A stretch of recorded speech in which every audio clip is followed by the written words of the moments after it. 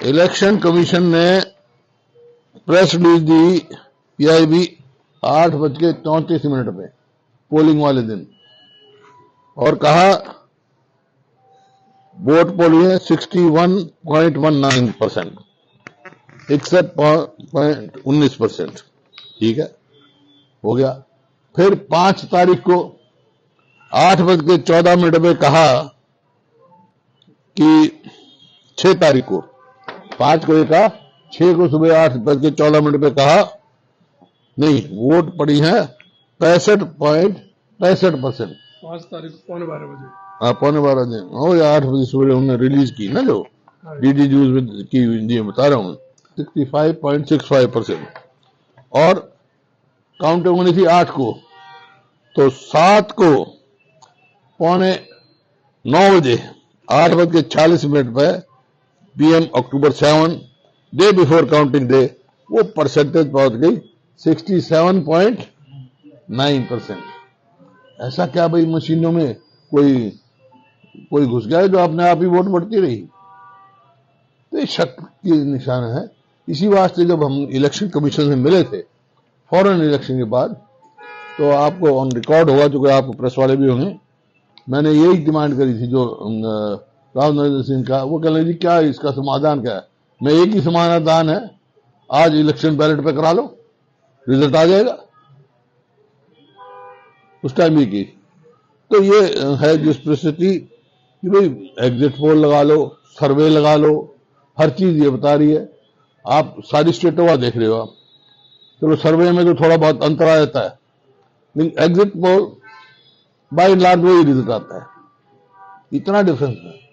तो ये जो रातों रात वोट बढ़ गई, कहां से कैसे बढ़ गई भाई इतनी वोट? कितनी वोट बढ़ी होंगी? मेरे ख्याल में 6.71, हाँ 60, मतलब 15 लाख वोट हो, बता रहा हूं। नहीं, पोलिंग वाले जो पहले, उसके बाद 13.73 लाख वोट पोल्ड आफ्टर, मतलब उस दिन 7 बजे तक की पोलिंग होती है पोलिंग वाले दिन। इसका उसके बाद जो है 13.73 लाख और वोट पोल हुई। फिर कहां से आ गई भाई? 8 तारीख को गिरती है, 7 को 9 बजे आप इतनी वोट बता रहे हो। इसी प्रकार से जो इनको चाहिए था उस टाइम कि असेंबली वाइज बताएं कितनी वोट आई हैं, वो नहीं बताई गई, परसेंटेज बताते रहे। अगर आप सारे एनालिसिस का करोगे असेंबली वाइज तो आपको पता लग जाएगा कहां कैसा है।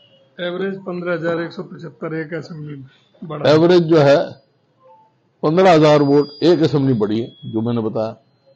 एवरेज वोट तो कुल बराबर की हमारी है, 39.3 पॉइंट हमने कितनी है उनकी 9 है, मतलब 0.5 या 6 का परसेंट का ही अंतर है वोटों का। तो सीट तो उनकी 45 और हमारी 37।